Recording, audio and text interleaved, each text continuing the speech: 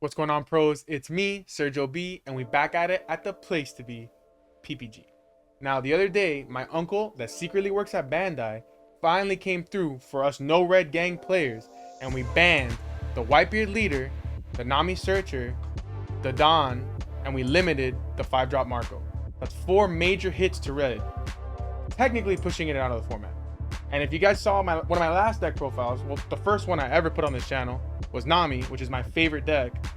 There's also another deck that I've been cooking up at the store with Billy, and it's Rebecca.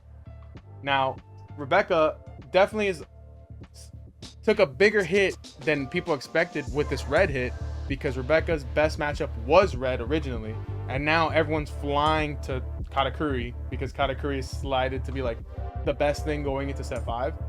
And Rebecca technically doesn't have the best Katakuri matchup, but we've been cooking a lot at the store, and you know, they finally let me come in and show you guys what I've been setting up for set 5. So without further ado, let's get into Rebecca. All right, so we've been in set 4 for a decent amount of time, so I'm not going to go too in depth about most of the cards in the deck. But Rebecca is, you know, the leader that can attack. If we have 6 or less cards in our hand, we pay 1 mana, we search the top 2 cards of our deck for a Dressrosa card, add it to our hand, send the other to the graveyard. The whole point of the deck is to keep trashing our graveyard to have more than 15 cards in our deck, so our 7-drop Luffy can always put 7 cards back, and our Tueno Bastardo, the 4-drop kill spell, can always pop a 6-drop or less because it needs 15 or more cards in the graveyard. Alright, so getting into it, you know, if you talk about Rebecca, you gotta talk about her stage. So I'm playing 3 of the Colosseum. This is one of the cards you could easily bump up to 4, and I have the exact slot, which would be the 4th one. The reason I didn't want to play 4 is because we're not in a meta where they're playing the stage removal black belt. So I feel like once you establish the first Colosseum, it's never going anywhere. So I feel like you never need to see more than one, and seeing multiple in life is just, you know, the worst feeling. So 3's just good enough. 1-drop package, we have, you know, your best 1-drop, which is the Rebecca.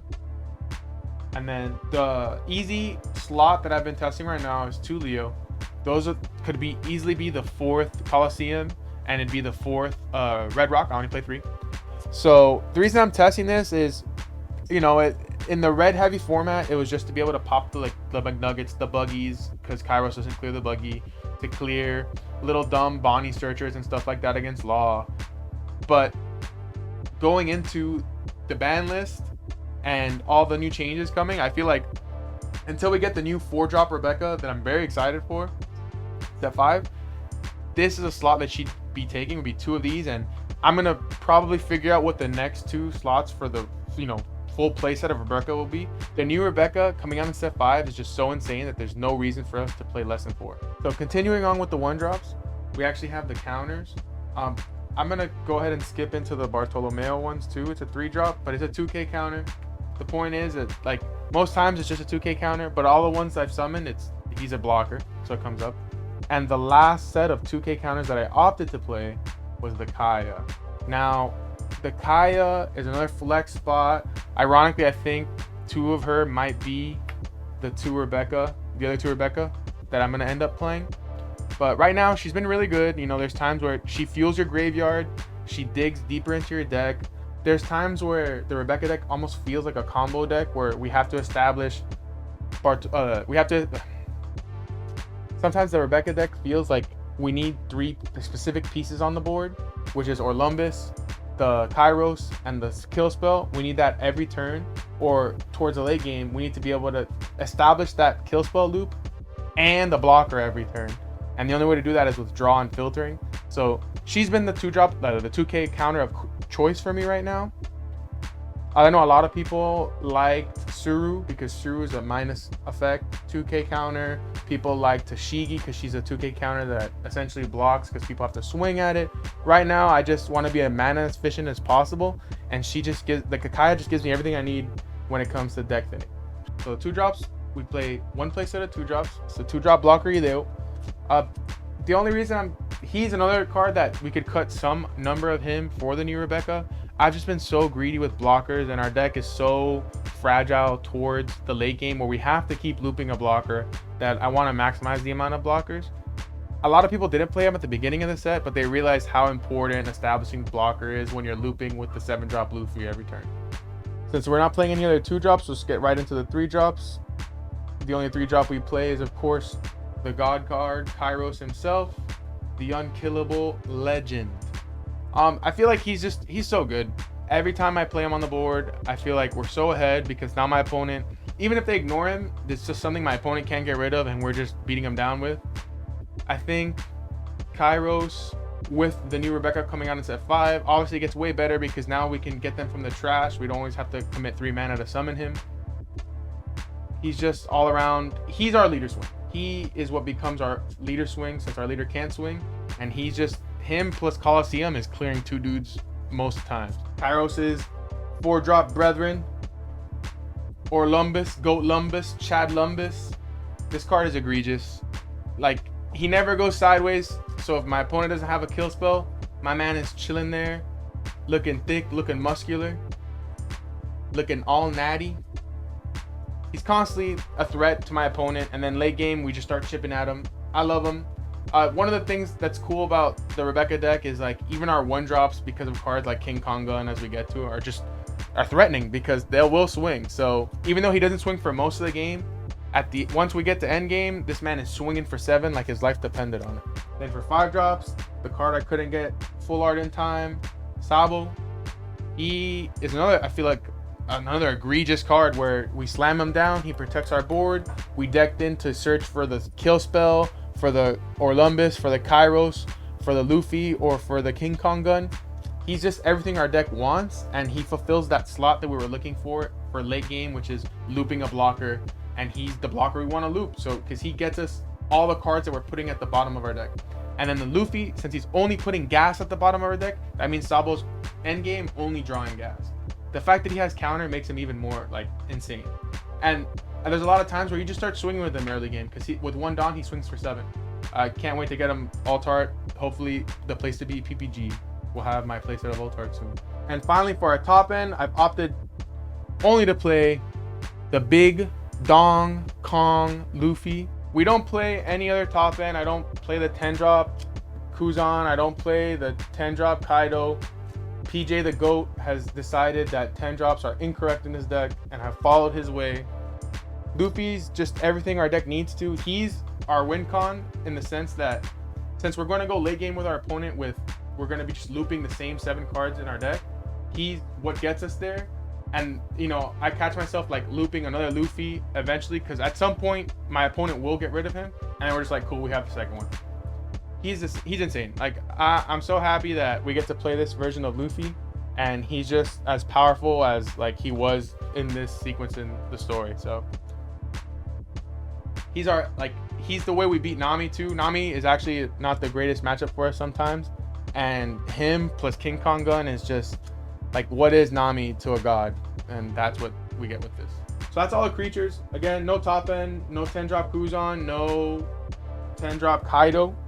So with the kill spells, I opted to go with 4 Bastard Thunder and 3 of the Red Rock. So before I was testing 3000 Worlds a lot, and I was like, oh, we don't need Red Rock. We just 3000 Worlds with Lumbus. And I was naive. I was young. I was dumb. I believed that we'd always have Lumbus constantly and that he'd never be removed from the board, and I was wrong. So Red Rock is just insane. Like Red Rock again, Leo, one of the Leos could be the 4th Red Rock if you want to swing that way. I think Thunderstorm, like the Thunder Bastardo is the one you should play at 4 because it's searchable. And since we want to sequence that loop late game where we're always hitting the same cards, we want to make sure we have the kill spell. It does reach a little higher than 3000 Worlds because it can kill 6-drops once we have 15 in the grave, in the trash. But that above it, that for me puts it above 3000 Worlds. But if Rebecca becomes randomly more prominent, we will probably have to rotate to some amount of 3000 Worlds because Kyros does become a problem in the mirror. And even though we could just ignore him, that's the issue with 3000 Worlds. I don't know exactly where we are on it. And then the last 2 cards are the big Don Kong guns himself. King Kong Gun, another insane card.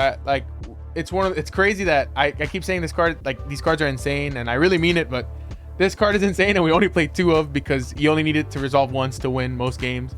I've King Kong Gunned my Rebecca to kill someone before, just the 1-drop. So this is how you beat Nami really quickly, is you just chip them down towards late game and then King Kong Gun them for game.